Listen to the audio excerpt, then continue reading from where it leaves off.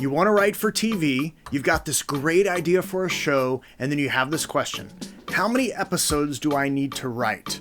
That's what we're going to be wrestling with. Thank you for liking, subscribing, all that stuff. Really do appreciate it. Let's jump in.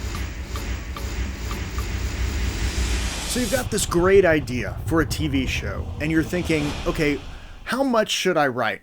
And especially if you are a new writer and you're like, I want to write for TV. I know people want to read TV pilots, so I'm going to write a TV pilot. I want to create this whole thing. How much should I write? Well, we need to back up one step just for a second, because one of the things that we have to wrestle with initially, and you may not think you need to, but you do, is this issue between writing a TV spec and a TV pilot.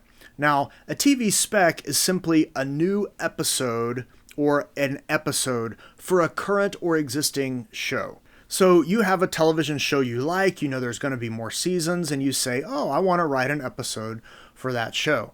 And in the past, in Hollywood, that was one way you could try to get staffed on a show or help you get staffed on a show, is you would write a spec script.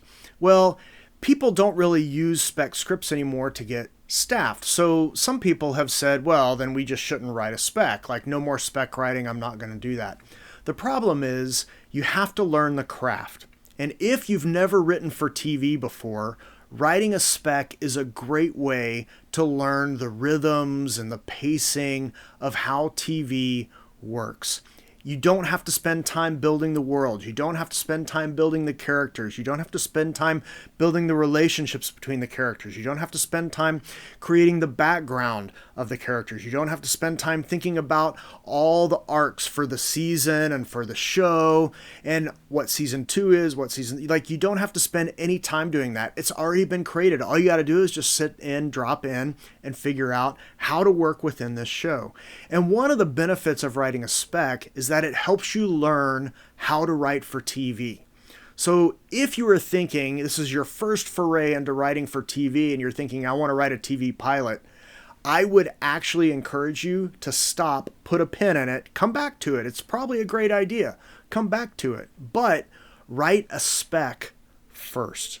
Write a TV show, an episode for a TV show that already exists.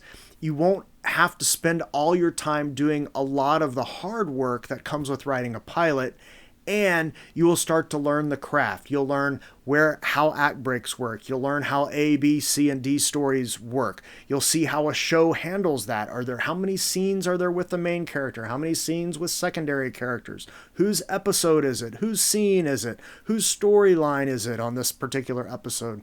And as you start studying an existing show, it helps you figure out how to write for TV. So the first thing is, if you've never written a TV episode before, I would highly encourage you to stop and write a spec instead of a pilot. Now, are you going to be able to sell that spec? Probably not. You're probably not going to be able to do it. It might help you down the road. I always try to have a spec. I occasionally get asked for a spec, but most of the time I'm not. I'm usually asked for pilots. Here's this pilot, here's this one. And if I have a spec that's in kind of a different vein, then I might get asked for that, but usually not.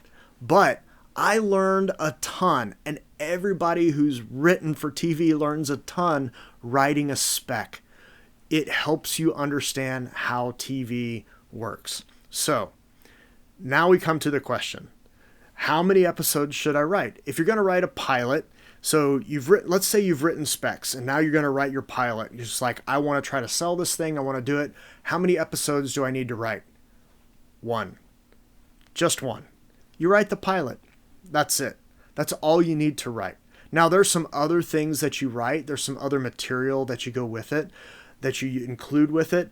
But depending on the producers that you might attract their attention, they may want different things with that. So you kind of have notes and you have all your ideas for how you created the show. And then depending on what they might ask for, then you kind of prepare things in the way that they're asking for it.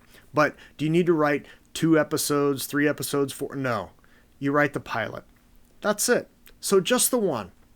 So don't think that you've got to write a whole bunch of episodes for your brand new show. Now, if you want to, you can, but you don't need to, and nobody's going to ask for them. And even if your show gets picked up, you're probably going to be, because you're a new writer, going to be paired with somebody that's been doing it a while, and that episode's going to go away. You might have part of it, but it's not really going to be used anyway. So don't worry about it. Write the one episode, write the best episode you can write.